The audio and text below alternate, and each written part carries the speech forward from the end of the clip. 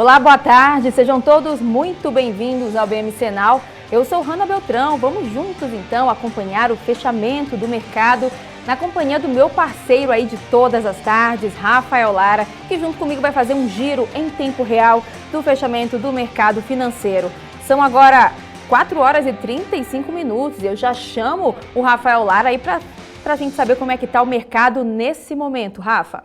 Tá certo, Hanna, boa tarde para você, boa tarde para quem acompanha aqui o BMC Now. Hanna, hoje o mercado ele parece que adotou agora ao fim do fechamento, né, aqui no pré-fechamento, uma postura de alta, certo? Ele hoje ficou ali na casa da mínima de 128.048 pontos, mas agora opera numa alta de 0,68% ou 129.277 pontos. Vai ser interessante a gente ver hoje durante o programa se ele vai engrenar e talvez, né, dar um estirão para passar ali os 130 mil pontos ou ficar na casa dos 129 mil mesmo, Hanna.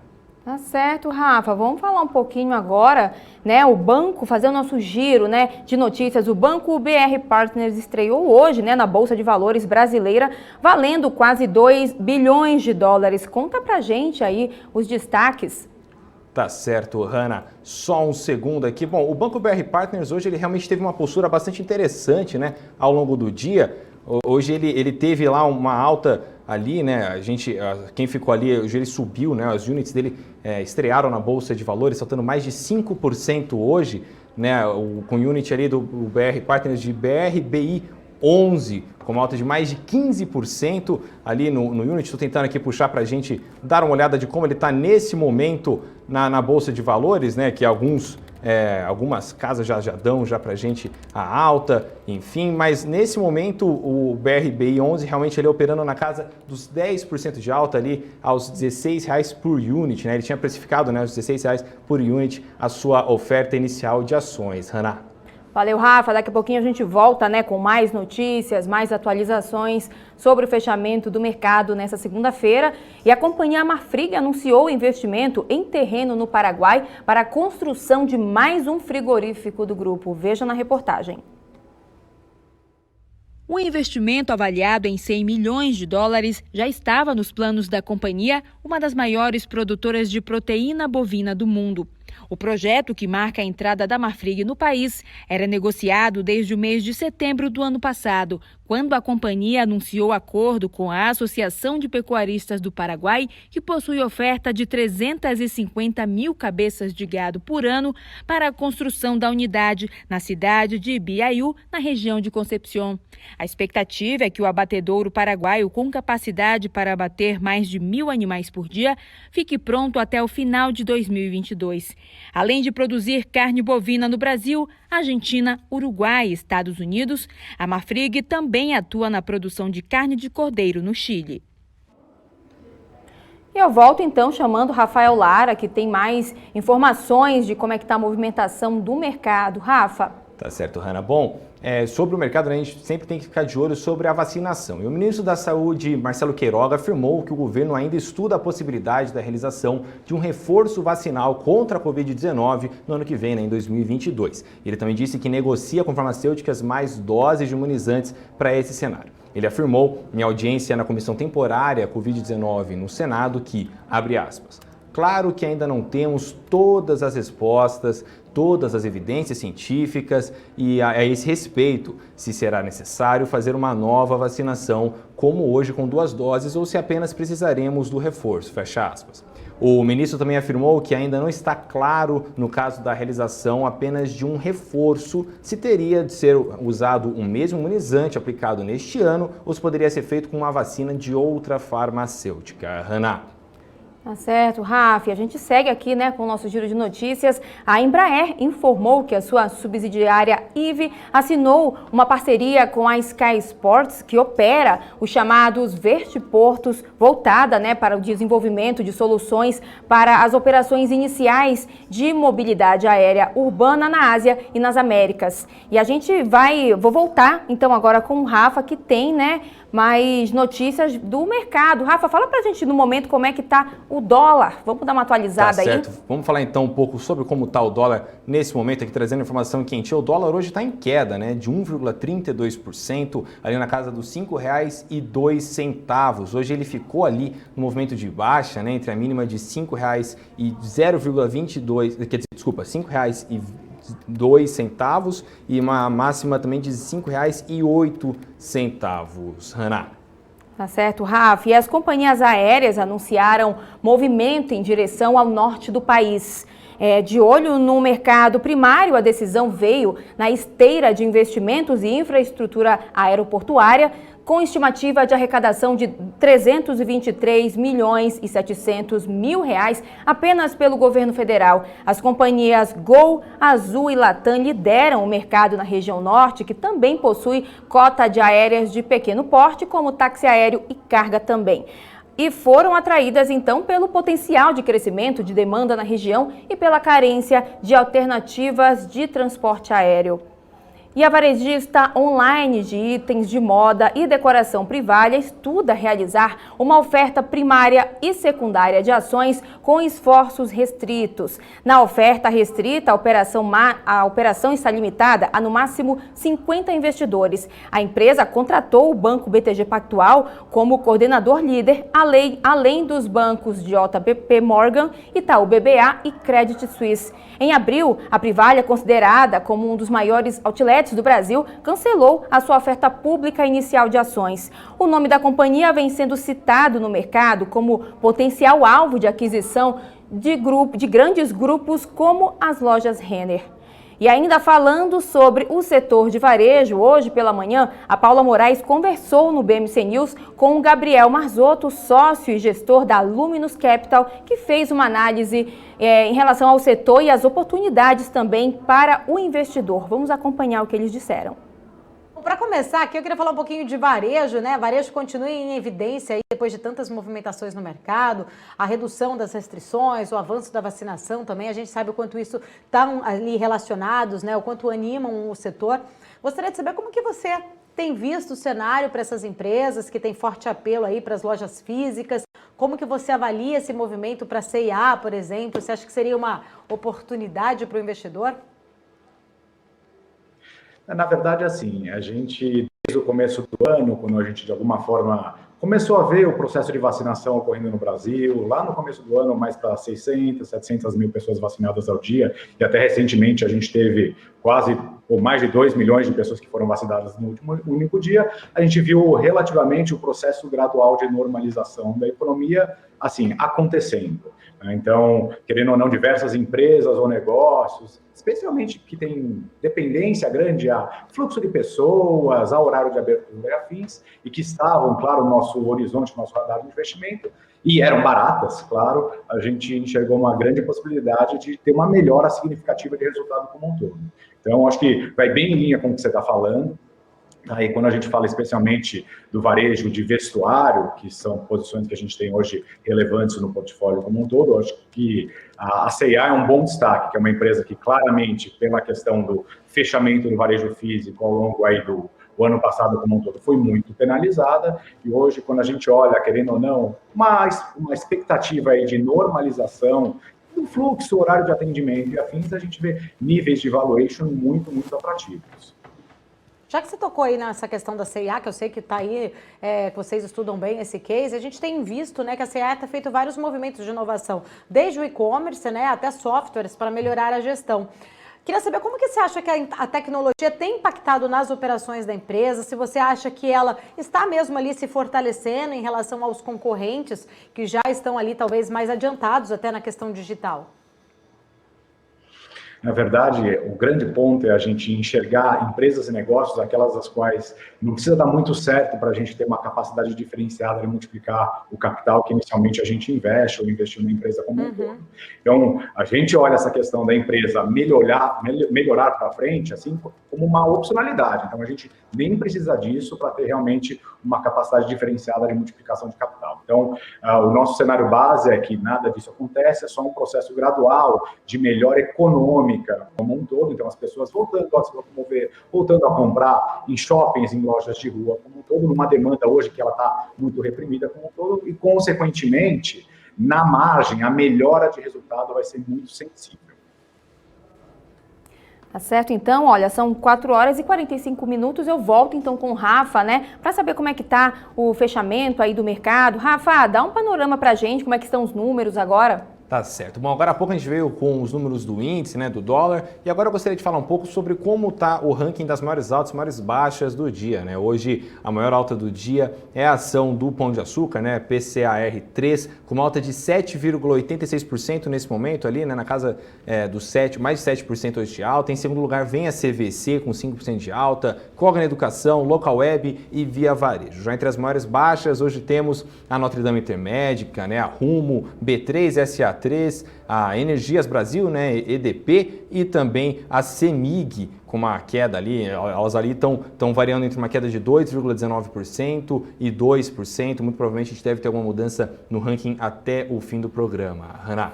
Valeu, Rafa. A gente segue então, né, com o nosso BMCenal dessa segunda-feira. Hoje a gente recebe a Paula Mello, sócia da GTI, que vai comentar com a gente, né, sobre as ações que subiram disparadamente hoje do Grupo Pão de Açúcar. Paola, primeiramente, obrigada por estar aqui com a gente. Seja muito bem-vinda. Boa tarde. Boa tarde, Hannah. É um prazer estar com vocês. Opa, então vamos lá. Paola, hoje a gente viu, né, a notícia de que o empresário Michael Klein, da Via, começou a montar posição acionária no Grupo Pão de Açúcar. A Via tem interesse em comprar a operação do GPA caso o Cassino decida se desfazer da posição. O Pão de Açúcar hoje, né, liderou as altas, então queria que você falasse um pouquinho para a gente qual é a sua avaliação sobre essa movimentação de hoje. Pois é, e esse anúncio está saindo aí nessas colunas de notícias, um pouco menos de um mês após a gente escutar uma notícia similar também, né, de que o empresário Abílio Diniz ou fundos ligados a eles também estariam interessados em comprar participações no Grupo Pão de Açúcar, e eu acho que tudo isso só sinaliza o quão barata a ação está, né? Essa é uma empresa que vem aí de um processo de reestruturação societária aí bastante agitado, super recente, né? Então, primeiro teve o spin-off do Atacarejo Açaí, que foi muito bem sucedido, né? Se a gente comparar o preço da ação hoje à época do spin-off, essa ação aí passou do que seria equivalente a R$18 para os atuais R$40, né? E ainda tem 2 outros grandes ativos ali que podem ser desinvestidos em algum momento no futuro, sendo a empresa Cenova, que é uma subsidiária online com ativos aí listados na França e em outros países, né, que está aí em vias de ter o seu capital reaberto, né, e o Grupo Pão de Açúcar é um dos grandes beneficiários por ser dono de 34% dessa companhia, e eles têm também a subsidiária Êxito, que tem as operações do grupo na Colômbia, Argentina, Uruguai, que é uma subsidiária que eles compraram por mais ou menos 9 bi de reais, a coisa de 2 anos atrás, né? Então, quando a gente olha a soma das partes aí que a gente fala, né, no jargão do mercado, para o preço da ação do Pecar, a gente vê ainda muito valor. E é basicamente isso que esses empresários que conhecem muito o setor, né, como a Abílio Diniz, que é da família fundadora, já foi um dos controladores, o Michel Klein é outro, né, que já foi parte do grupo aí, quando a Via Varejo era sócia, né, do grupo GPA, na época lá da fusão com a Globex, lá atrás, em 2009, né, então todos eles são empresários que conhecem de varejo, mas mais do que isso, conhecem a companhia, sabem o seu valor, é uma empresa que vai faturar aí mais de 50 bilhões de reais nesse ano, então negociado na Bolsa aí por 10, 11 bi, apesar de toda essa alta, a gente ainda está falando de uma empresa que negocia a 0,3 vezes o seu faturamento, né? Então, acho que todas essas notícias que estão surgindo só reforçam a atratividade dessa ação nesse momento, Hannah. Tá certo, ó. Eu vou chamar aqui para o nosso bate-papo Rafael Lara, que tem mais perguntas para você. Rafa. Tá certo. Primeiramente, boa tarde, Paola. Bem-vinda novamente aqui ao BMC Now. Paola, eu gostaria então de fazer uma pergunta focando não agora nas ações do Pão de Açúcar, mas da outra parte envolvida, né, a Via Varejo. Hoje a Via, né, desculpa, que mudou o nome, a Vevar 3 agora está operando numa alta de 3,69%. Você acredita que o investidor de Vevar tem que ficar de olho nessa possível movimentação como algo otimista ou nem tanto, ou é só uma especulação, enfim?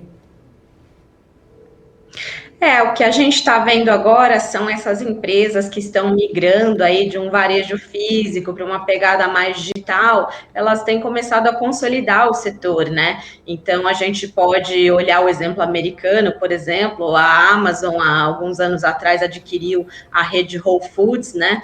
E o interesse deles era basicamente em ter uma logística muito mais especializada na parte de perecíveis, que é o que dá muita recorrência na venda online, né? Então, todo mundo quer ter supermercados. A gente viu recentemente aí o Mercado Livre anunciando uma parceria com o GPA para vender alimentos, né? Então, o GPA começando a disponibilizar todo esse assortimento que a gente compra dentro do supermercado, dentro do centro de distribuição do Mercado Livre, para ele chegar mais rápido na ponta do cliente. Tivemos exemplos similares com o grupo B2W, Lojas Americanas, que eles também fizeram a aquisição do supermercado Now. Então, são movimentos em função de buscar categorias que tragam muita recorrência, né? Então, isso certamente o grupo de Pão de Açúcar poderia trazer para a Via Varejo, e eu imagino que é algo nessa linha que eles estão buscando. Se eles fossem desenvolver tudo isso, pode ser que custasse muito mais caro do que comprar essa empresa no mercado por 1/3 do faturamento dela. Então, deve ser essa aposta que eles estão fazendo, Rafael. Tá certo, muito obrigado, Paola. Vou passar agora aqui para a Hanna. Hanna, vai daí. Tá certo, então, Paola, queria já começar agradecendo a sua participação aqui no BMC Now, trazendo, né, a sua análise sobre as ações do dia. Obrigado, espero que você volte mais vezes para participar aqui com a gente. Obrigada, Hanna. É um prazer estar aqui com vocês. Ótima tarde para vocês. Tá certo, obrigada. E a gente segue aqui com o nosso BMC Now. Vamos repercutir agora o dia com o nosso segundo convidado. Hoje a gente recebe o Pedro Serra, gerente da Research da Ativa Investimentos, comentando o fechamento do mercado aqui com a gente. Pedro, primeiramente, obrigada por estar aqui com a gente. Boa tarde. Boa tarde, obrigado, Hanna. É um prazer estar aqui. Então vamos lá.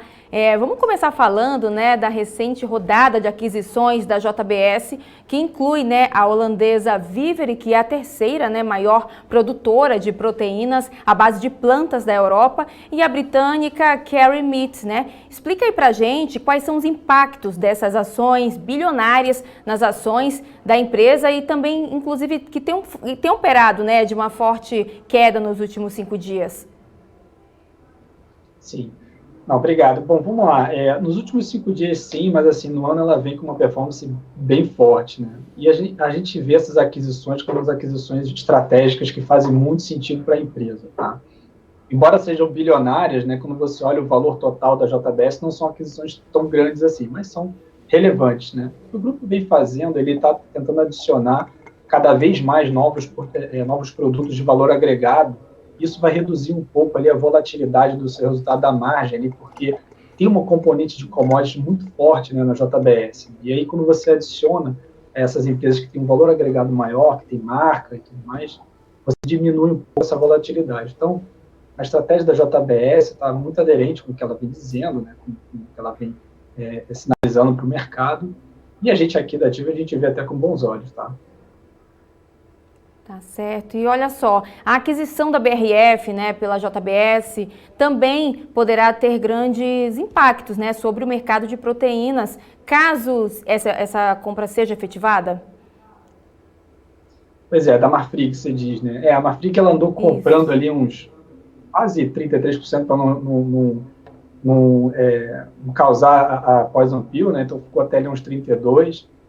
E a gente acha que, assim, olha, a Marfrig gastou alguns bilhões ali. A gente não acha que isso foi de forma passiva, apenas para fazer um investimento sem que lá na frente ela tente algo mais contundente, alguma coisa mais firme, né? Então, Então, para a gente, esse movimento da Marfrig é, sem dúvida, o início de um namoro ali que lá na frente vai terminar em casamento. Os acionistas da BRF, ó, mais ou menos em off, assim, já disseram que, olha, bem-vinda a estratégia, o novo acionista, a gente gosta da estratégia e tudo mais.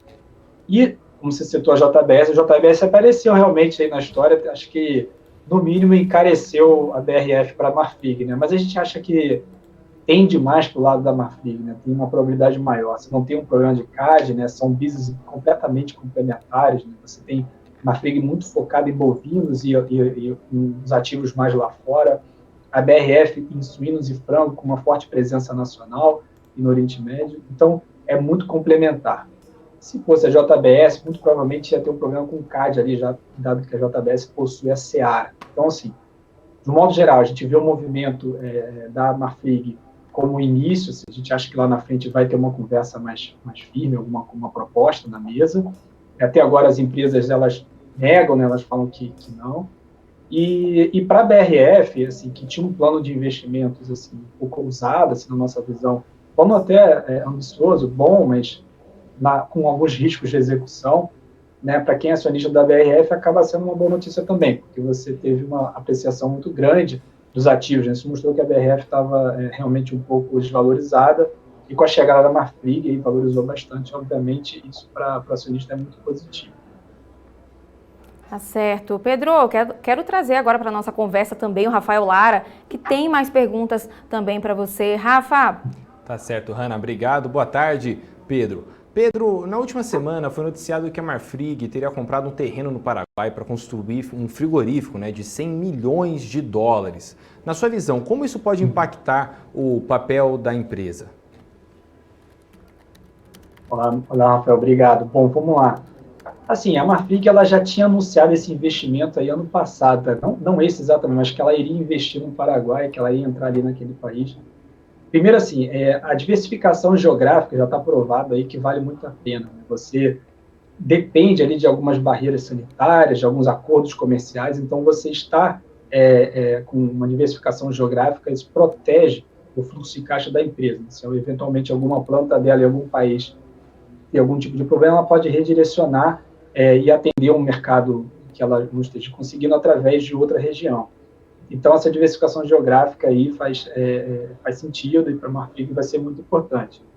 100 milhões de dólares também para a Marfrig não é exatamente uma coisa transformacional, mas, sem dúvida, estrategicamente falando, entrar no Paraguai vai ser muito positivo e a gente gosta do movimento. Tá certo. Eu queria agora fazer uma outra pergunta, né, sobre a competidora também da Marfrig, né, a Minerva Foods, que hoje ampliou a sua presença nos Estados Unidos com uma habilitação para exportar produtos preparados. Você acredita que o investidor que está posicionado hoje em Minerva, ele deve ter um certo otimismo? Porque, né, a gente está cheio de notícias aí, né, desde essa história da Marfrig, da BRF, da JBS. A pessoa que investe na Minerva hoje com essa notícia, ela tem que adotar um certo otimismo em relação ao papel? É uma notícia importante, sem dúvida. Abrir mercados para a Minerva é sempre muito positivo. Mas o mais preponderante ali na nossa visão é justamente na parte de custo da Minerva. Ela tem uma presença muito forte aqui no Brasil, né? O Brasil é muito importante para ela. O custo do boi, né? O preço do boi vivo ainda vem pressionando um pouco as margens e também, na verdade, não é só o custo, é a disponibilidade do boi também. Então, eles estão operando com uma certa ociosidade, com o preço do boi vivo ali muito caro. Esse é um momento ainda que a gente acredita que é temporário, em algum momento isso deve virar. Então, o investidor que está posicionado em Minerva, você perguntou se ele tem que ficar otimista. Eu acho que se ele tiver uma visão de longo prazo, sim, a gente acha que o ciclo do boi deve melhorar, a disponibilidade do boi deve melhorar ao longo do ano, e aí, a partir do ano que vem, provavelmente, deve ter uma situação mais favorável para a Minerva. É óbvio, né? Abrir novos mercados para ela é sempre positivo. Tá certo, vou passar agora aqui para a Hanna. Hanna, vai daí. Valeu, Rafa. A gente faz uma pausa aqui rapidinho com o Pedro para a gente fazer o nosso giro de notícias, né? Olha, o governo federal avalia que o setor aéreo só estará totalmente recuperado dos estragos da Covid-19 em meados de 2023. Por isso, o aeroporto Santos Dumont, no Rio de Janeiro, vai a leilão. O lance mínimo está avaliado na casa de R$1 bilhão sem qualquer restrição, tanto em relação aos participantes do certame, quanto em relação às operações dos terminais, origens de voos também. O edital do leilão deverá ser colocado em consulta pública pela Agência Nacional de Aviação Civil, a ANAC, na primeira quinzena de julho. O Santos Dumont será leiloado na última rodada de privatização do setor aeroportuário, com Congonhas e Belém. Quem arrematar levará também terminais regionais. No caso do Aeroporto Central do Rio, será Jacarepaguá, Uberlândia, Uberaba e Montes Claros. E antes da gente continuar fazendo o nosso giro, vamos ver como é que está o mercado lá fora. Vamos dar uma olhadinha aqui, ó. Vamos dar uma olhadinha nas bolsas internacionais. S&P com alta de pouco mais de 1,36%, Dow Jones com alta também de 1,80%. E Nasdaq com alta de pouco mais de 0,62%. Vamos ver então como é que está o dólar nesse momento, com queda aí de atualizou agora 1,33%, sendo cotado a R$ 5,02. Vamos dar uma olhada também como é que está o barril do petróleo. Está com alta de 2,57%, sendo vendido a pouco mais de $73 o barril. E eu volto então com o meu parceiro, Rafael Lara, que o mercado acabou de fechar, são 5 horas e 1 minuto. Vamos ver aí, Rafa, como é que foi a movimentação do Ibovespa hoje? Conta pra gente. Tá certo, Hanna. Bom, nesse momento agora, né, são 5 horas, geralmente os indicadores, eles demoram um pouquinho ali, né, para calcular, são várias negociações por dia, então tem o aftermarket, tem um monte de coisa, mas agora às 5 horas já dá pra gente ter uma noção de como o mercado fechou. Hoje ele fechou ali numa alta, né, agora nesse momento apontando aqui de 0,66% aos 129.255 pontos. E entre as maiores altas temos ali Pão de Açúcar, né? Igual a gente bem falou, falamos agora há pouco com a Paola sobre a história da Via, né, interessada ali em aumentar sua posição acionária no Pão de Açúcar. Hoje o Pão de Açúcar subindo mais de 7,67%. Depois no segundo lugar vem Cogna ali, Cogna Educação, com uma alta de 4,81%, CVC com uma alta de 4,72%, Via Varejo, né, Via, né, que antigamente era Via Varejo, Vevar 3 com uma alta de 3,82% e Localweb com uma alta de 3,54%. Inclusive, eu queria agora retomar um pouquinho, Hanna, a gente falou agora há pouco, né, no começo do programa, sobre as ações da BR Partners, né, que hoje estreou na Bolsa. As ações elas estão fechando agora nesse momento, né, na atualização ali às 4h45, numa variação de uma alta de 4,12%, cotado aos R$ 16,66. Bom, voltando agora para o nosso ranking, temos ali entre as maiores baixas, temos o grupo Notre Dame com uma queda de 2,32%, CEMIG com uma queda de 2,11%, Carrefour com uma queda de 1,81%, B3 com uma queda de 1,78% e ENBR3, né, EDP, com uma queda de 1,77%, justamente uma mudança naquele ranking que a gente tanto falou no começo do programa, né, que ele iria mudar porque estava muito perto um do outro. Daqui a pouco a gente vem com a análise setorial, Hanna, com a gente aqui, para a gente dar uma olhada um pouco melhor, um pouco mais esmiuçada de o que motivou essa alta aí do Ibovespa. Hanna. Valeu, Rafa. Vamos dar uma passadinha, então, pelo nosso chat, né? Saber quem que está nos acompanhando aqui nessa segundona que está começando. Tô vendo aqui, ó, Vera Lúcia Oliveira. Cheguei, Rafa. Boa tarde. Deve ser alguma conhecida do Rafa. Boa tarde. Boa tarde. Olha só, Rui das Neves. Um beijo enorme para ela lá em Taubaté. Ó, tá vendo? Acompanhando aqui, tá certo. Rui das Neves também, sempre dando boa tarde aqui pra gente no BMC Now. Júlio Garcia também já está acompanhando aqui. O Sandro Figueiredo também. O Vinícius Esteves também já está acompanhando o BMC Now nessa segunda. Muita gente está chegando aqui, né? Olha, já vai compartilhando então o link da nossa programação com todos os seus amigos, seus familiares. E lembrando também que além da nossa programação, a gente também tem o nosso portal, que é diariamente abastecido, de hora em hora, na verdade. O pessoal sempre colocando muita informação de qualidade lá, atualizando, né, sobre tudo que está acontecendo no mercado financeiro. Então, vamos voltar agora com a nossa conversa. Rafa, vamos voltar com a nossa conversa com o Pedro. Tá certo, vamos voltar então agora com o Pedro Serra, né? Pedro, eu queria agora falar um pouco sobre as ações, né? Sobre o grupo Renner, né? Queria que você comentasse um pouco para a gente as perspectivas para o setor e também um pouco uma análise sobre a performance da empresa na Bolsa de Valores em relação aí ao crescimento num médio e longo prazo. Não, vamos lá. A Renner, né, ela, assim como a Arias e outras empresas do setor de varejo, vem numa toada de melhora de resultado com a volta ao normal, né, esse tema aí que todo mundo agora fala bastante. A gente aqui já vem defendendo isso já há um tempo, já desde o final do ano passado. E a gente acredita, inclusive, que no segundo semestre desse ano a vacinação vai surpreender positivamente, a gente vai ter uma vacinação boa. E aí a gente deve ter uma volta ao normal mesmo, assim, inclusive eventos sociais, volta às aulas presenciais, né? Então, o setor de vestuário de moda, especificamente, sofreu bastante com a pandemia, né? Muitas pessoas, além deles terem uma presença muito grande em shoppings, que ficaram fechados, né? A gente teve também a ausência de eventos sociais, então as pessoas não compravam muito roupa para esse tipo de evento. E agora, com a retomada, a gente espera que a Renner tenha aí uma volta surpreendente em relação aos seus resultados. Acho até que a performance dela deveria ser até melhor do que tem sido aí ao longo desse ano, como a gente verifica na Arizo, por exemplo. Mas eu acho que a Renner tem tudo para dar certo, é uma empresa super bem gerida, está capitalizada agora, né? Ela fez uma capitalização aí, o mercado volta e meia sugere alguns alvos que ela pode vir a comprar, mas o fato é que eu acho que o investidor tem que ficar relativamente confortável de que a Renner não vai destruir valor, ela deve fazer alguma compra aí interessante que gere valor para o acionista, né, que faça, ou inclusive fazer um crescimento orgânico um pouco mais rápido. De alguma forma ela deve usar essa captação para gerar ainda mais valor, gerar mais caixa. E para a gente, assim, a Renner tem sido até uma performance um pouco abaixo do que a gente esperava, a gente acha que deve melhorar mais para frente, à medida que ela for soltando seus resultados, mas a tendência é de recuperação à medida aí que as coisas vão voltando ao normal. Tá certo, Pedro. E eu gostaria então de puxar um pouco sobre esse assunto, né? Você bem disse sobre a retomada, né? A antecipação da vacinação e o forte impacto que isso deve ter nas ações do setor de varejo e justamente sobre o e-commerce, né? O e-commerce que no ano passado, né, teve uma forte alta, obviamente, por causa da pandemia, só que com essa antecipação da vacinação, eu queria saber a sua opinião sobre qual vai ser o impacto no setor do e-commerce, né? Com as pessoas voltando às ruas, ele deve perder força ou agora ele já está bem estabelecido no mercado? Olha, ele deve ter uma acomodação, sim.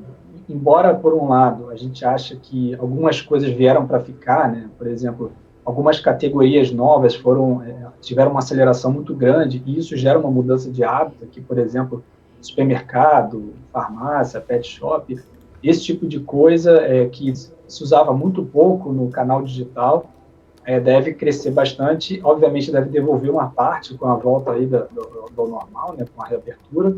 Mas, em compensação, existe um hábito, existe uma adoção desse canal, das pessoas gostarem de comprar através do canal digital, né? Eu acho que não existe muito prazer em sair para comprar um remédio ou a ração do seu cachorro. Você pode fazer isso muito bem pelo celular. Então, aquela compra mais de necessidade, você pode ir para o canal digital e manter isso lá.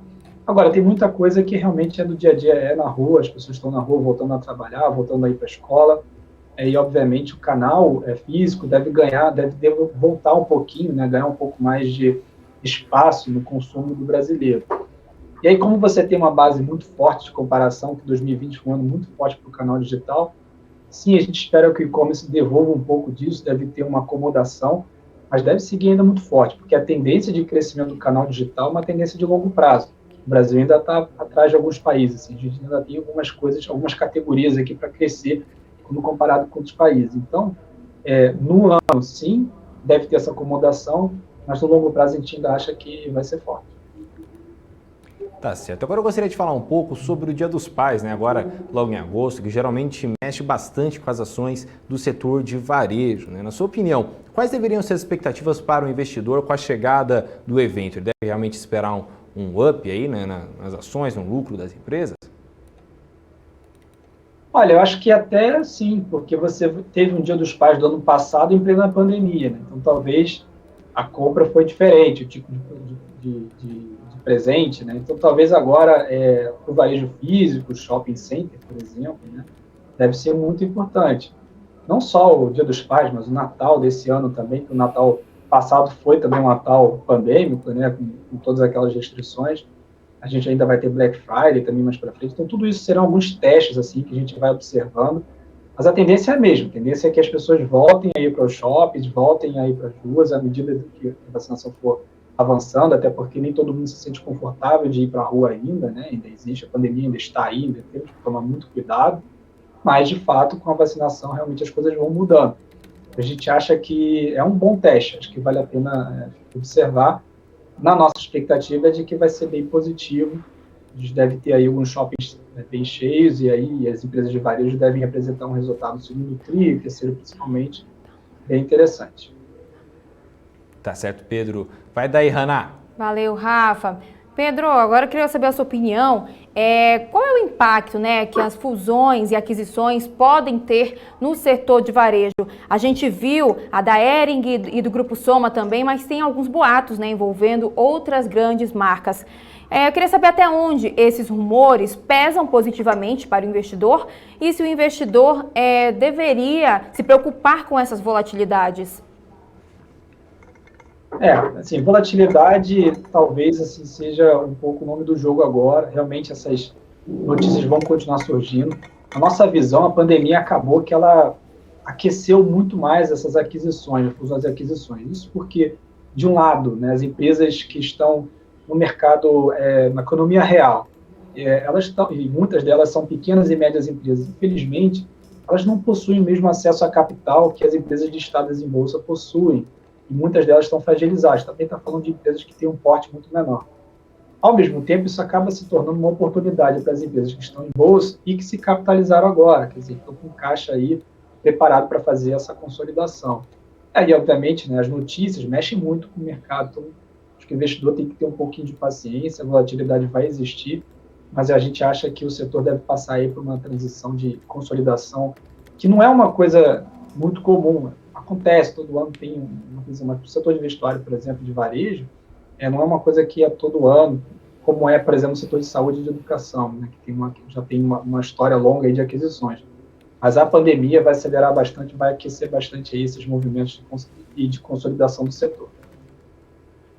Tá certo, então, Pedro, só para a gente finalizar, queria que você deixasse aqui as suas considerações finais, né, para os nossos telespectadores.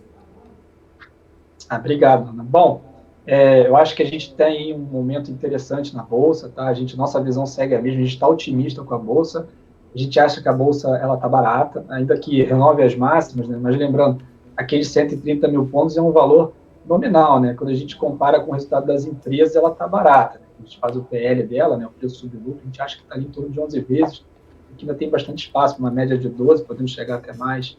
Então, ao longo do ano, a gente acha aí que alguma volatilidade, sim, mas o ano vai ser bem positivo. Tá certo, então, Pedro. Queria agradecer a sua participação aqui no BMC Now. Espero que você volte mais vezes aqui para conversar com a gente. Eu que agradeço, só convidar. Tá certo, obrigada.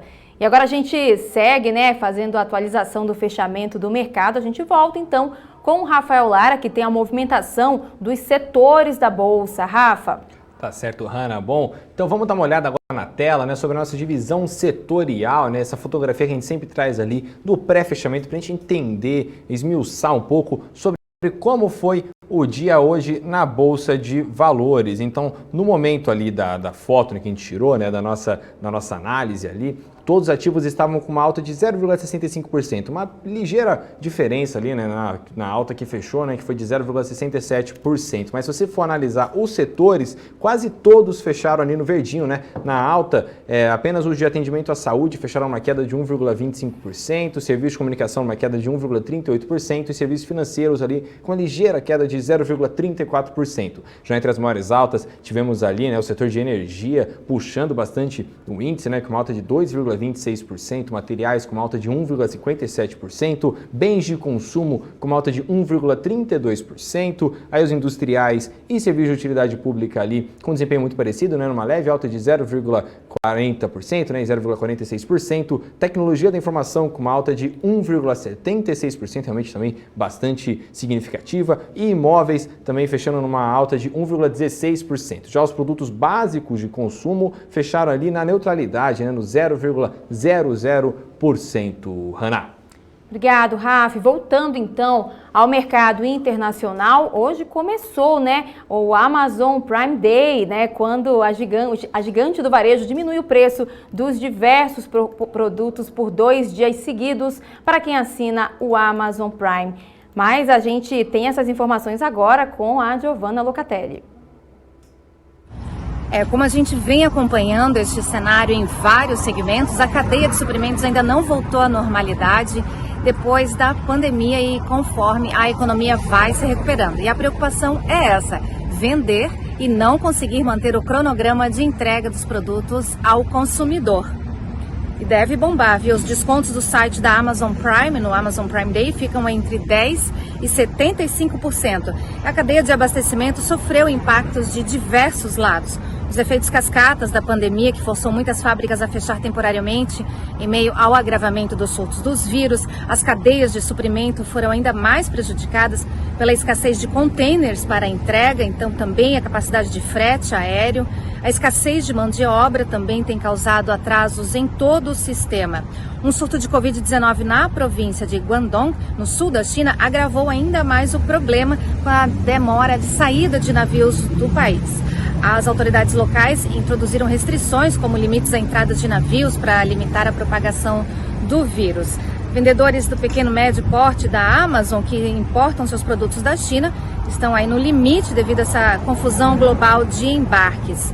Muitas empresas estocaram o máximo que puderam de estoque de produtos meses antes dessa coisa toda acontecer, mas isso não foi o suficiente. Os embarques que estão a caminho dos Estados Unidos estão demorando aí 3 a 4 semanas para ser entregue. Então a empresa, neste Amazon Prime Day, pede que as pessoas comprem, claro, mas que tenham um pouco mais de paciência, esperando aí umas 3 semanas para a entrega. Giovanna Locatelli, dos Estados Unidos, para a BMC News.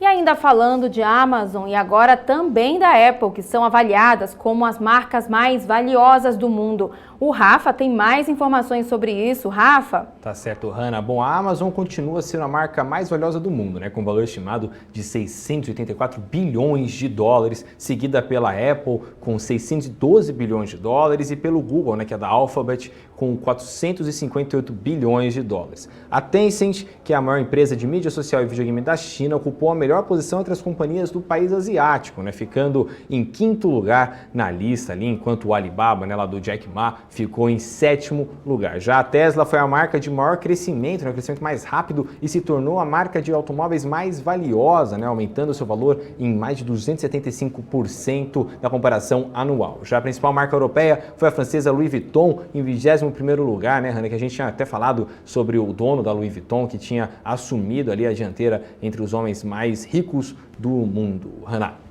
Valeu, Rafa. A gente segue então com o nosso giro, né, trazendo as principais notícias que rondaram essa segunda-feira. A gente segue com o nosso giro falando, né, da montadora chinesa Great Wall Motor, que considera adquirir, na verdade, uma das fábricas da alemã Daimler no Brasil. O Rafa tem mais informações também sobre isso. Exatamente, né? Isso acontece como parte do seu plano de expansão internacional, né? As duas empresas estão em negociações sobre o potencial negócio que pode envolver milhões de dólares. As deliberações estão em andamento e existe ainda a possibilidade das partes optarem por não fechar o acordo em dezembro. Já a montadora alemã anunciou que abandonaria a produção de automóveis no Brasil, citando ali as condições do mercado que o país atravessa, né, neste ano. A Great Wall já adquiriu diversas fábricas nos últimos 2 anos. Né? No ano passado, quer dizer, anunciou a compra de instalações da General Motors, né, a GM, lá na Índia e na Tailândia. Hannah, é com você daí.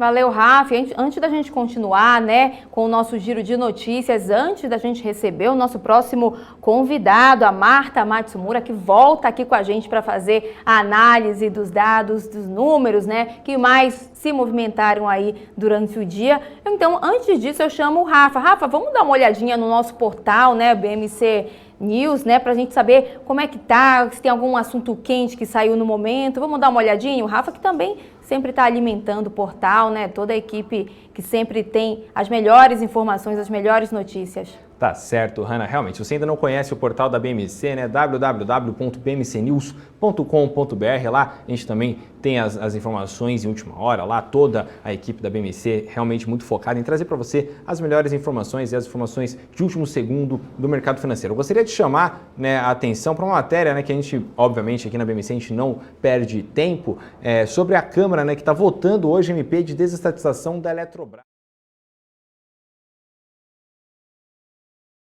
Votado no Senado Federal e perde a validade na terça-feira, né, amanhã. Então, nesse momento, a Câmara está correndo para conseguir votar a MP de privatização da Eletrobras e com todas as informações lá do Congresso, né, você vai saber aqui na BMC News, ali, não só aqui na programação, como no site, a qualquer momento, não só as mídias sociais também, né, Hanna? A qualquer momento, o que acontecer que pode impactar o mercado, você sabe aqui na BMC News. Hanna. Tá certo, Rafa, obrigada. E lembrando, né, que antes da gente receber a analista técnica, né, a Marta Matsumura, já vai deixando a sua perguntinha lá no nosso portal, a empresa que você quer que a gente avalie aqui, já vai convidando também os seus amigos para que todo mundo fique bem informado, para que essa informação de qualidade chegue cada vez mais longe em maior número de pessoas possíveis. A gente segue então, né? Vamos falar agora, a gente continua fazendo o nosso giro de notícias, agora falando do setor de saúde. O grupo Hermes Pardini, que fechou um acordo para adquirir 100%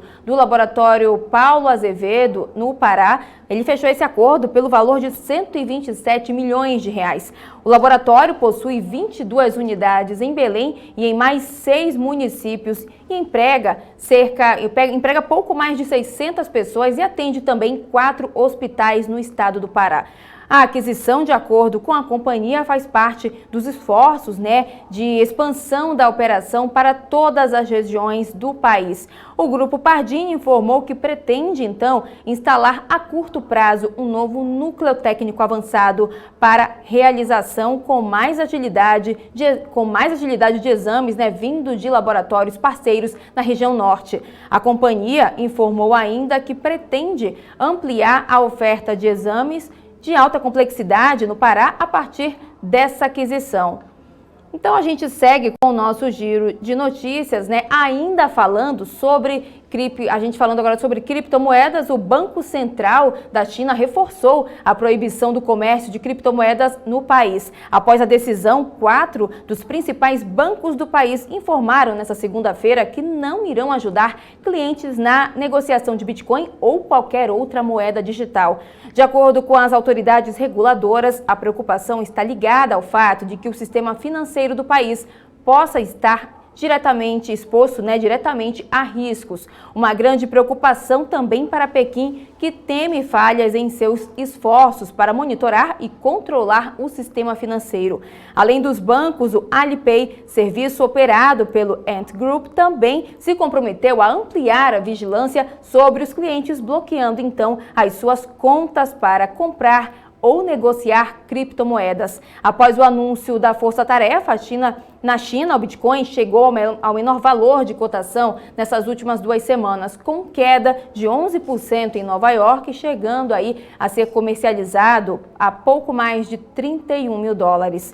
E ainda falando, sobre esse assunto, hoje pela manhã, a Paula Moraes conversou com a Jenny Lee, estrategista de ações da XP Investimentos, que avaliou o lançamento da moeda chinesa e fez também uma análise do cenário. Vamos acompanhar o que elas disseram. E a gente vê aí a China ampliando, né, essa repressão aí, no caso, né, da mineração das criptomoedas, e a gente vê o reflexo, né, só hoje, depois desse anúncio aí do Banco Central chinês, a moeda aí, o Bitcoin caindo aí mais de 11%, teve uma queda bem grande aí. Queria que você comentasse um pouquinho aí, como você vê, né, essa posição aí, esse posicionamento da China em realmente aumentar aí as restrições aí dessa repressão da mineração da criptomoeda. Olha, acho que isso não é surpresa, tá? Ao longo dos últimos meses, as autoridades chinesas já têm, né, falado sobre isso, falado em aumentar as restrições.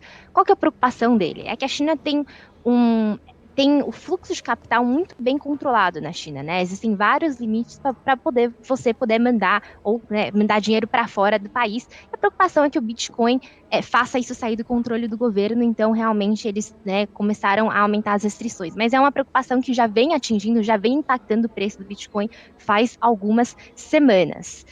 E também, por outro lado, a gente vê isso provavelmente como um preparo do governo se preparando para lançar a sua própria moeda digital. Eles já lançaram um piloto, né? Então provavelmente eles vão lançar isso para o público geral e não seria uma criptomoeda, mas seria uma moeda digital para os chineses conseguirem usar via celular. Então provavelmente também uma prévia, uma preparação para eles conseguirem lançar isso nos próximos meses. Mas da nossa posição, isso não muda a nossa visão em relação a criptomoedas.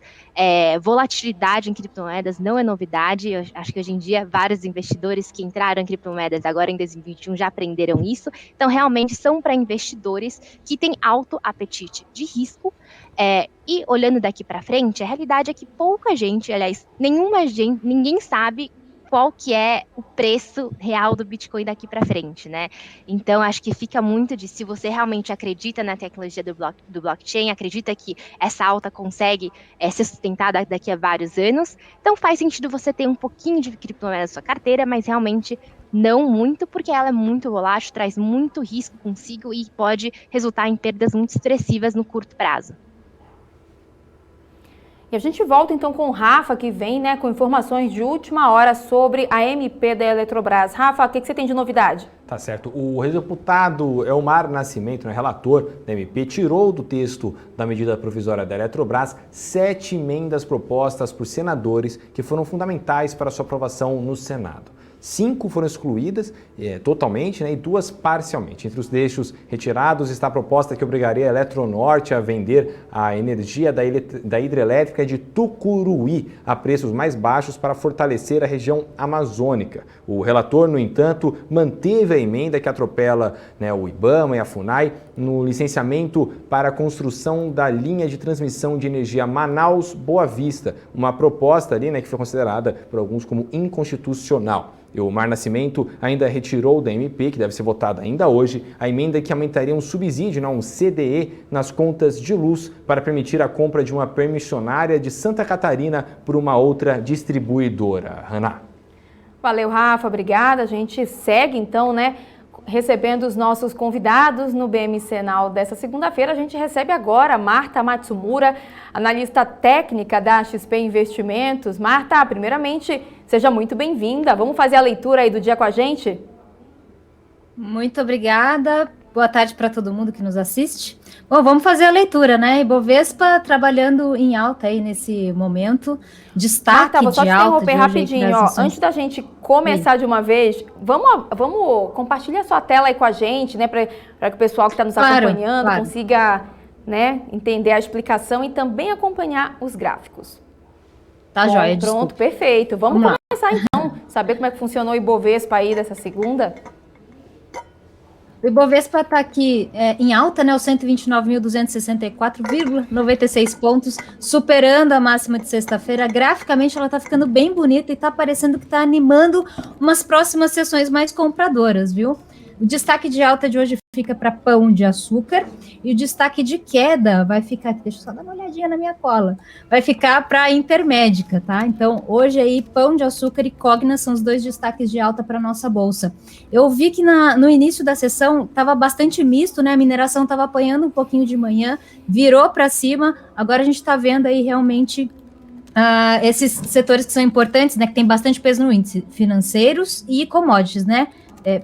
petróleo, mineração e o setor de bancos. Então, a gente está vendo que o índice está bastante sustentado nesse momento, Ibovespa com 0,67 de valorização. O índice futuro acelerou a puxada para cima, está aí com mais de 1% de alta neste momento, e com essa característica que a gente está vendo na tela aqui do Ibovespa, me parece que amanhã a gente pode ter uma sessão, pode esperar uma sessão positiva também.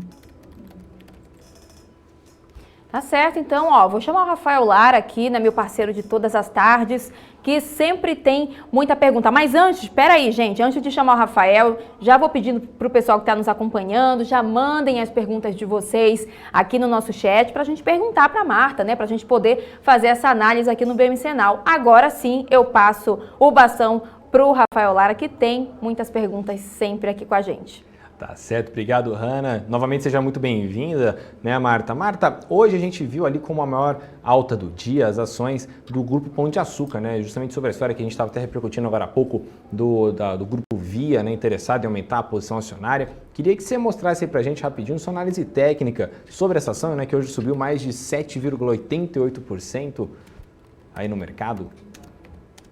Claro, vamos dar uma olhadinha. Pão de Açúcar na tela. A gente viu que esse gap aqui, né, quando saiu lá as ações de açaí, o ativo vem trabalhando aí hoje, eu vou dizer, especificamente hoje, ela me mostra que ela está querendo romper uma lateralização, digamos assim, de médio prazo, animando aí essa alta, indo buscar a região de topo anterior, que foi formada ali no comecinho do mês, na região dos R$ 41,66. O que me mostra que Pão de Açúcar está querendo reverter realmente aí no curto médio prazo? A saída dessa linha de LTB, que a gente chama, que é a linha de tendência de baixa, quando a gente une topos, que eles vêm na direção baixista, né? Ele vem para a direção para baixo, assim. Então, a gente vê hoje aqui uma barra bastante positiva, com rompimento de média móvel dos últimos 21 dias, desculpa, dos últimos 9 dias, e rompimento de LTB. Tá vindo buscar esse topo anterior. Essa região aqui, desse 41,66 que eu acabei de comentar com vocês, é uma região de resistência muito importante. Ela foi testada 2 vezes anteriormente e foi respeitada. Portanto, o rompimento dessa região de 41,66 ou perto dos R$42, tecnicamente falando, se isso aí for rompido, pode engatilhar um novo movimento comprador, uma onda impulsiva compradora e fazer o papel dar um tiro para cima, que, aliás, eu vou falar que tá bem bonito, viu? Tá bem bonito. De repente, a gente pode ver o papel buscar a casa dos R$45 em poucos dias.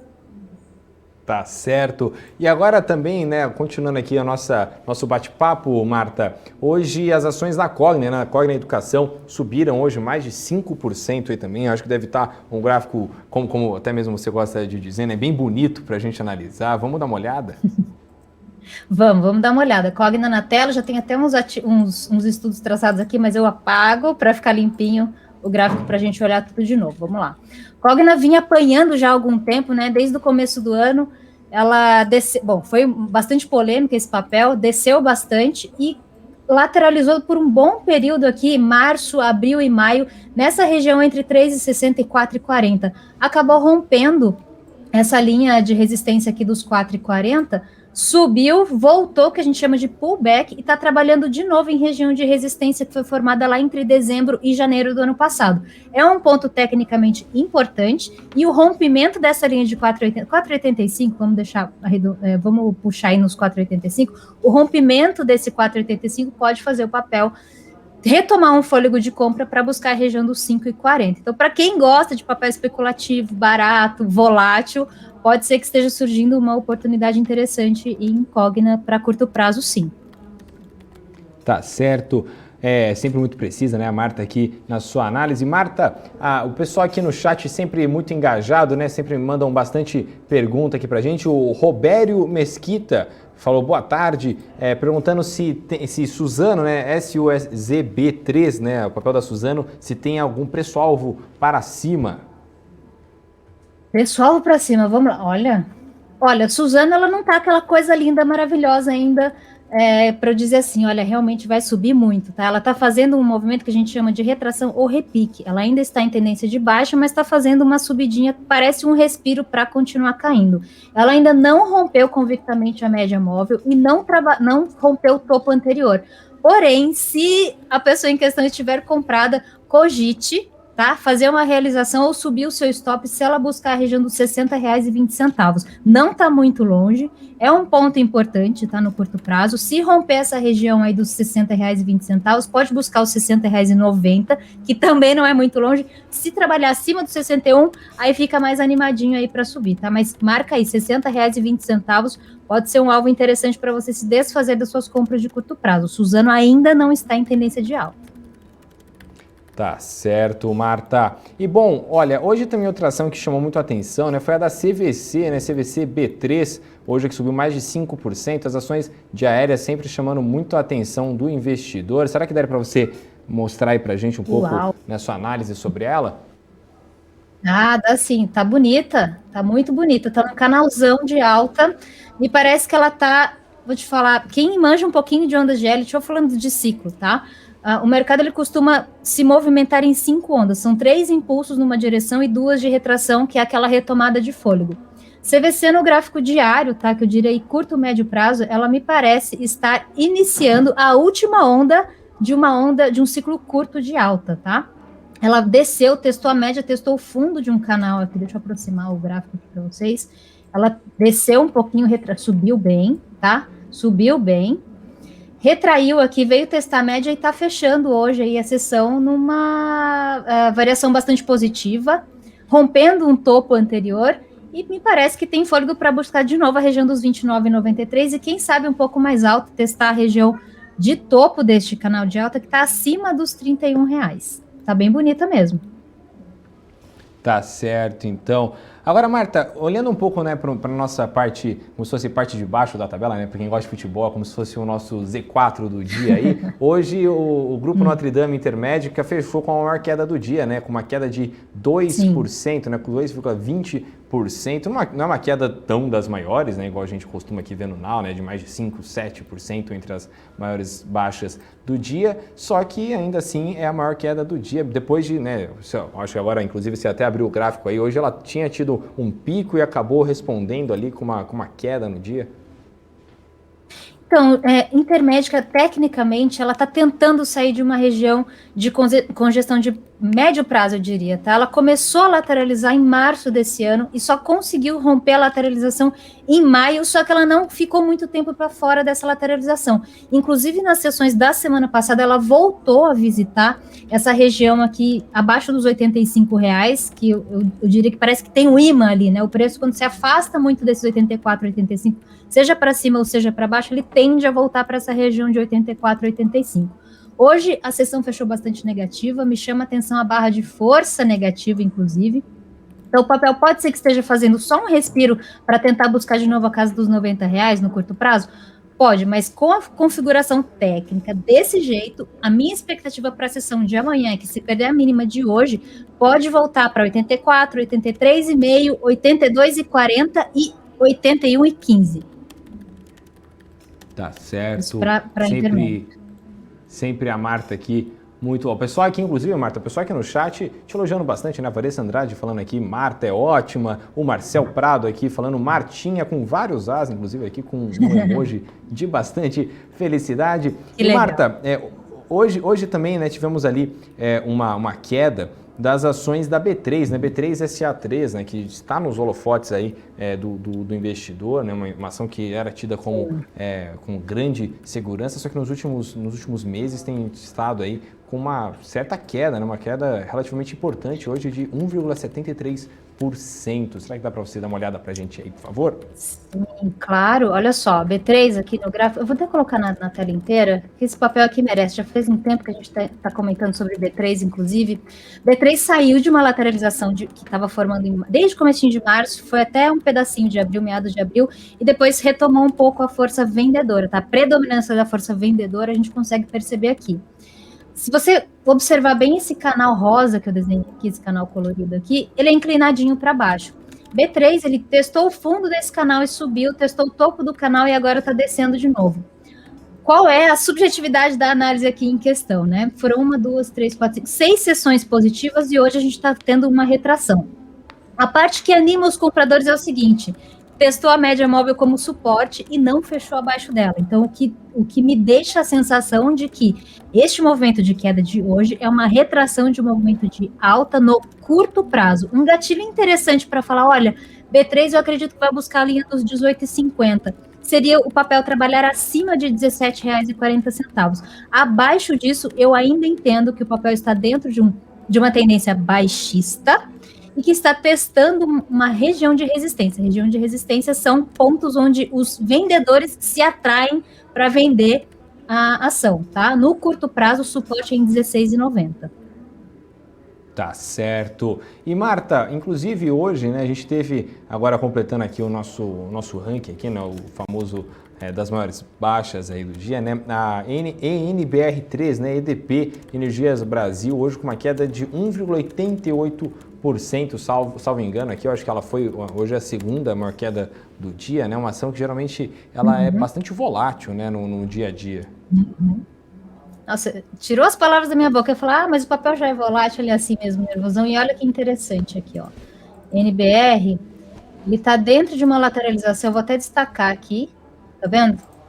Tá trabalhando dentro dessa lateralização desde abril, então ele não tem força para romper os 19,28, 19,30, mas também não tem força para descer abaixo dos 18,65. Para quem gosta de operar o clássico suporte e resistência, esse papel tá uma delícia, tá? A média móvel que me ajuda a tirar a subjetividade desses movimentos laterais, eu digo o seguinte, se ela trabalhar acima dos R$19 para o curto prazo, eu diria que ela está com uma tendência mais compradora do que vendedora. Abaixo de R$19, eu acredito no papel voltando para testar 18,66 e quem sabe a região dos 18,30, que é o fundo anterior.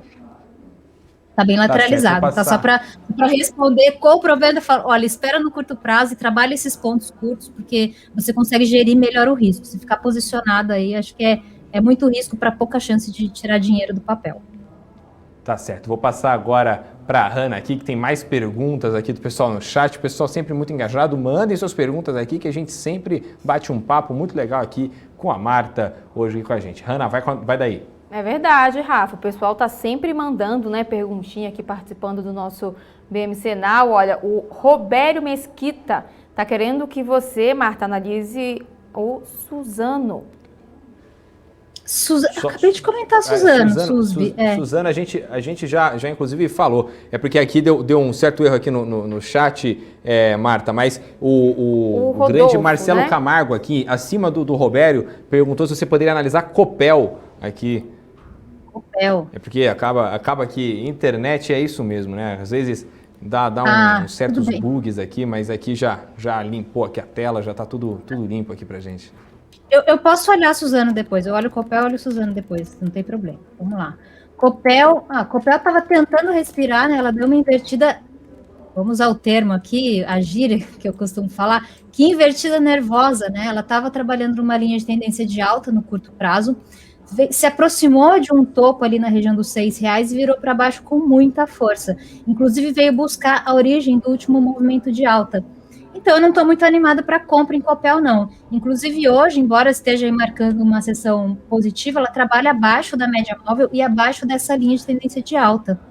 O que me faz acreditar que o papel não está muito animado para comprar, não, tá? Fica atento aí nessa linha aqui, ó, do fundo anterior, a mínima de sexta-feira, aliás, dos 5,69, que abaixo disso daí pode engatilhar um novo movimento vendedor e trazer ele de novo para as mínimas ali marcada em maio, tem mais 8% ali de distância em R$ 5,21. Cuidado aí quem tiver comprado em Copel, não tá bonito não.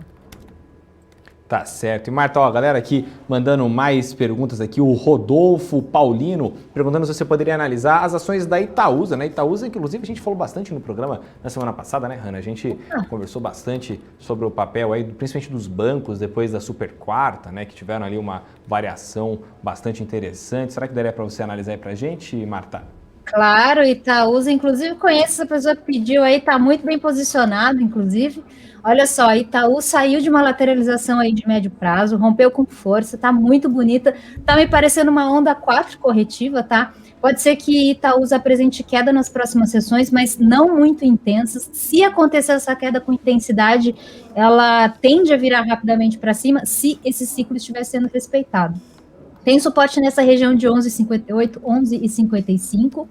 O ponto que mais me chama atenção, se vier trabalhar para baixo, é a região do 11,25, tá de 11,25 para baixo, eu fico com uma expectativa mais vendedora para Itaúsa, mas eu ainda acredito na virada para cima do papel. Ainda está em tendência de alta, marcando topos e fundos ascendentes, tá? E no curto prazo está fazendo um movimento de correção dessa última perna de alta. Então, atenção para R$ 11,25 em ITSA4 no gráfico diário. Para cima, uma resistência forte, importante também nos R$ 12,32. Tá certo. E Marta, inclusive aqui, o espectador aqui mandou para a gente uma pergunta, o Guilherme Silva, perguntando se você poderia ver a BOBR4, que faz inclusive um tempo que eu não leio nada sobre esse ticker, eu acho que é da Bombril, correto? É isso aí, nossa, eu acho que eu nunca olhei esse papel. Olha só, volatilidade que não falta também. Pois é, tá aí, ó, papelzinho volátil nervosíssimo, né, pra galera que gosta aí do trade, com fortes emoções. Olha, Bombril tá tentando se manter dentro de uma tendência de alta de médio prazo, a gente percebe até que eu vou desenhar na tela para vocês, vou marcar na tela aqui para vocês, topos ascendentes, e os fundos ascendentes também. Ele é bastante irregular, tá? Ele não é uma linha que você fala, nossa, olha que gracinha, como respeita proporções. Não é assim, não.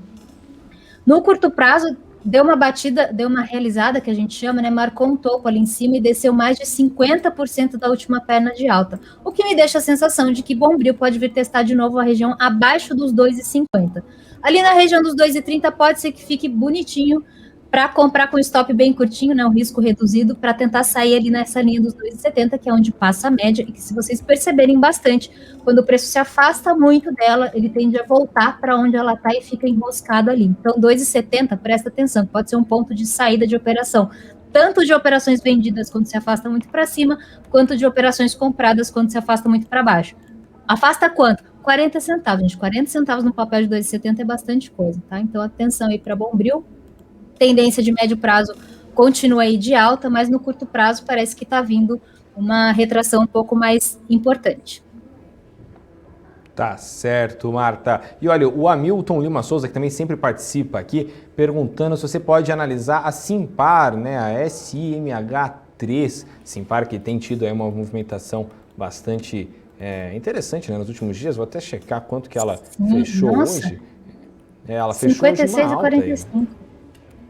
Uma alta bonita, muito bonita, inclusive. Olha, tecnicamente aqui, né, topos e fundos ascendentes, bastante íngreme a curva, inclusive. Parece que duplicou já um canal aqui. Mais que duplicou um canal aqui. Tendência fortíssima de alta, não tem nem discussão, tá? A sessão de hoje aí fechou com uma barra que a gente chama de doji, ou barra de indefinição. Pode ser sinal de marcação de resistência, porém, uma retração até a casa dos 54,40, 54,25 não assusta ainda, tá? Pode ser, inclusive, um ponto interessante, né? Para fazer uma compra um pouco mais barata, com o risco um pouquinho mais baixo. No médio prazo aí, ele fica com o suporte na região de 55,21 e para cima, se romper a máxima de hoje, deve dar sequência nessa puxada aí para cima. Então aí, Hamilton que perguntou aqui, gente, pode ir mandando cada vez mais aqui suas perguntas. Vamos agora falar um pouco, Marta, a produção aqui até me notou um negócio que eu não tinha percebido. A gente falou de quase todas as maiores baixas de hoje, menos a da Carrefour, né? As ações do Carrefour CRFB3 hoje, que fecharam com uma queda de 1,95% hoje no pregão. Nossa. Uma ação que sempre tem bastante volatilidade, né? Bastante volátil, papel interessantíssimo, inclusive deu um gatilhaço, meu Deus! Deu até uma dor no coração de não ter acompanhado o papel antes, deu um gatilhaço de venda ali no começo do mês, dia 11. Dia 11, fechou com uma queda, a gente chama isso aqui de engolfo de baixa, né? Perdeu a mínima, acionou ali o movimento e veio buscar na sessão de sexta-feira o fundo anterior. Hoje, chegou a trabalhar no positivo bem pouquinho, testou a média móvel como resistência e fechando pesada novamente. Próximo ponto de suporte foi a mínima de sexta-feira, lá na casa dos 21,45, e abaixo disso, 21,10. Agora, se você me perguntar assim, Marta, e aí?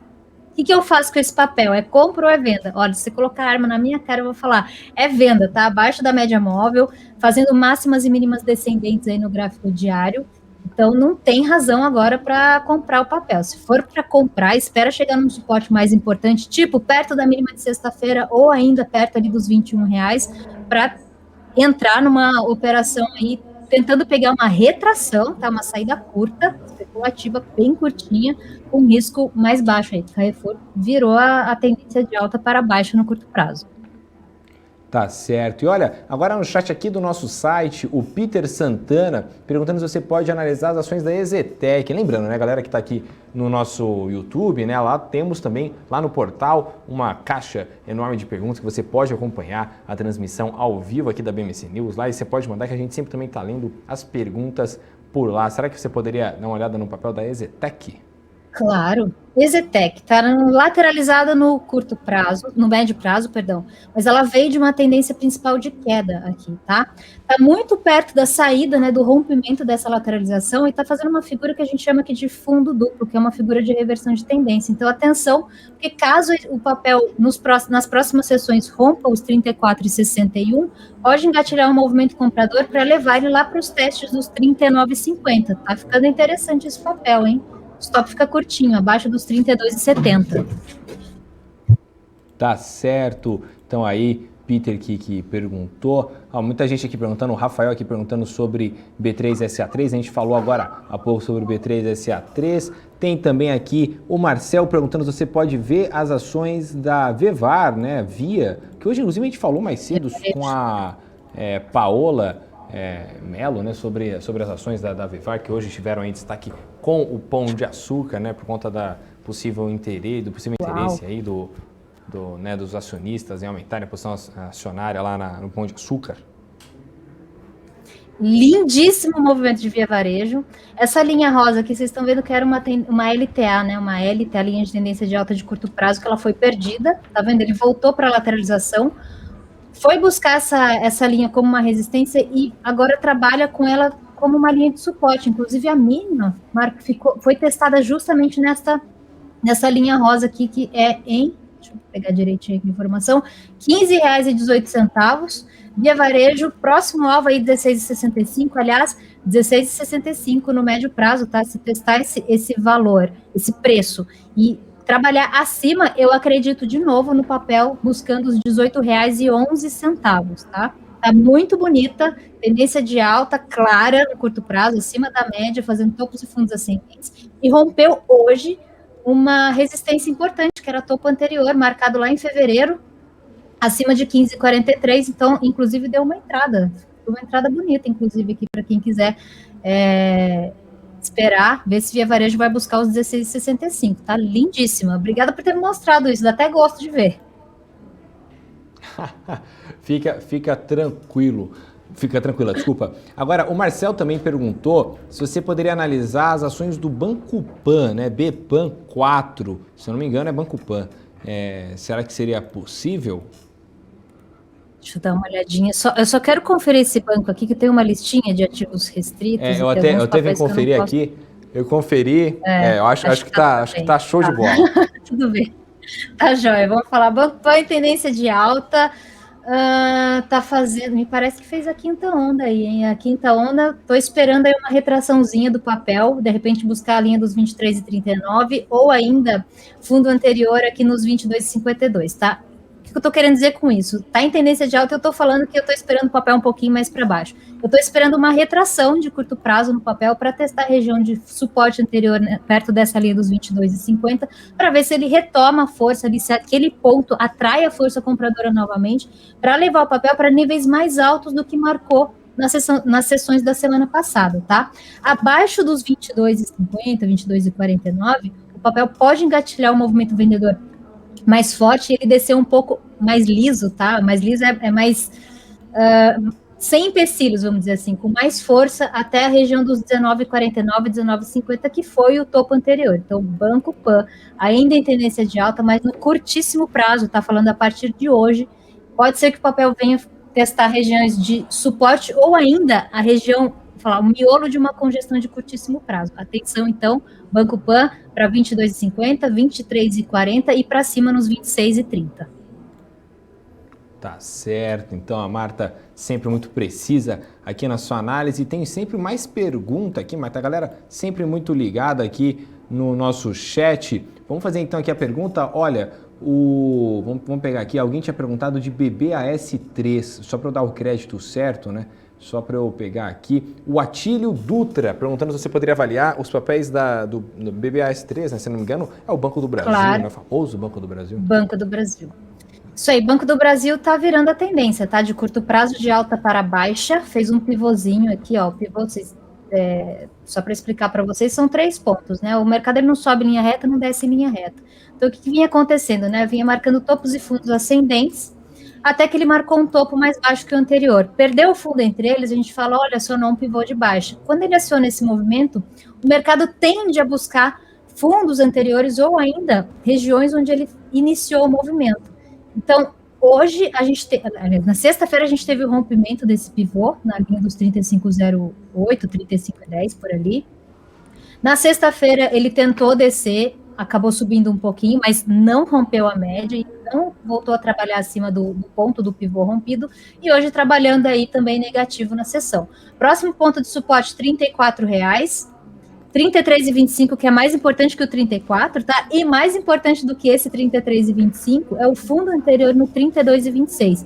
Esse 32,26 aqui, se não segurar, pode ser que o Banco do Brasil volte a trabalhar de novo nos níveis dos R$30 ou um pouco abaixo disso, tá? Então, eu estou esperando um movimento de retração para Banco do Brasil no curto prazo, abaixo de 35,08, fica difícil observar operações compradas, tá?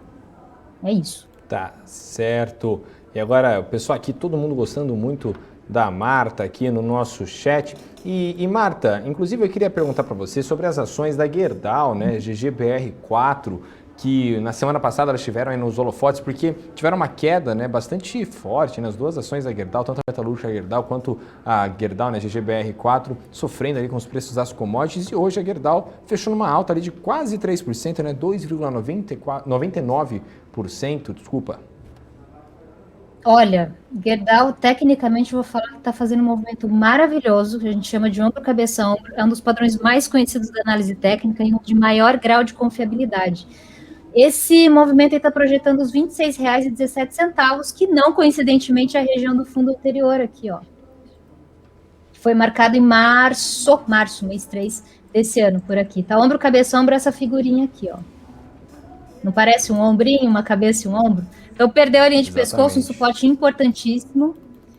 Acionou um pivô, né? Fez o topo mais baixo que o anterior, perdeu o fundo entre eles. Então, o ombro, cabeça, ombro é uma formação que a gente chama também de cluster, que são várias configurações de reversão dentro de um só. Então, você consegue ver várias coisinhas aqui. Tem pivô, tem ombro, cabeça, ombro, tem topos e fundos descendentes. Começou a trabalhar abaixo da média. Então, estava tudo empurrando o preço para baixo. O papel, inclusive, não se segurou nessa linha de topo anterior, que poderia funcionar como um suporte nessa linha dos 29,50, o preço passou reto, como se não fosse nada. Então, atenção para o alvo de GGBR nessa linha dos 26,30 ou 26,17, para ser mais precisa a partir do gatilho deste movimento. A GGBR em tendência de baixa clara, resistência, para caso o papel dê uma puxada para cima, 31,20, tá? 31,20 resistência em GGBR no curto prazo, e para baixo, alvo em 26,32 ou 26,17. Tá certo. E Marta, na semana passada, né, igual eu acabei de falar, a gente tinha visto o GGBR sofrendo ali um forte baque e também a Goal 4, né, que é a outra ação da Gerdau, né, de mineração, em queda também. E hoje a Goal fechou numa alta de 1,76%, enquanto a GGBR fechou numa alta de 3%. Será que teria como você dar uma analisada para a gente aí, para a gente até mesmo comparar, claro, né, duas ações que geralmente andam com performances muito parecidas? Muito parecidas. Uhum. Bom, Goal, ela fez o mesmo desenho, inclusive, ela é até menos bagunçadinha, né, ela tem menos ruído, parece até, do que a outra. Ela acionou também o movimento, ela não está dizendo nada diferente de GGBR, mas o que a gente está vendo é que o papel está vindo buscar esse fundo anterior na linha dos R$ 14,08, R$ 14,10, que é onde está a média móvel, que pode ser justamente aquela retração que eu comentei. Olha, se o GBR voltar para cima, tem o 31,20, esse 14,10 ou 14,28 aí, nesse intervalinho, tem o mesmo valor, tá? Falando tecnicamente do movimento. Goal, então, apesar da alta expressiva de hoje, não reverteu tendência, continua em tendência de queda, abaixo da média móvel, abaixo de fundo anterior, e parece que hoje ele está fazendo um movimento de retração. Quando que essa configuração muda? Se o papel voltar a trabalhar acima dos R$15, ou do topo anterior aqui, ó, 14,96, R$15, tá? Rompeu o topo anterior, a gente fala, olha, o comprador tomou conta da situação aqui e veio buscar a origem do movimento de baixa. Né? Toda a origem de movimento de baixa é um topo marcado, onde cansou de subir, entrou o vendedor e tomou conta da situação e empurrou o preço para baixo. Então, Goal, a mesma configuração de GBR, com a diferença é que ele está indo retrair um pouco mais cedo do que GGBR. Então, atenção para essa linha de 14,10, 14,08, suporte em R$13,32, e abaixo disso, se perder a mínima, se amanhã, né, perder a mínima de hoje, a gente pode esperar o papel vir buscar 12,94, 12,95. Tá certo, Marta. Então já estamos agora se aproximando das 6 horas. Queria te agradecer, né? Se a gente puder agora voltar aqui para a câmera, para a gente voltar também para a câmera da Marta, para eu agradecer, né, a participação dela aqui no BMC Now. Seja novamente muito bem-vinda para participar aqui da nossa programação, não só do BMC Now, como toda a programação da BMC News, viu, Marta? Muito obrigada a vocês pelo convite. Até a próxima. Obrigada. Tá certo, muito obrigado. Hanna, vai daí.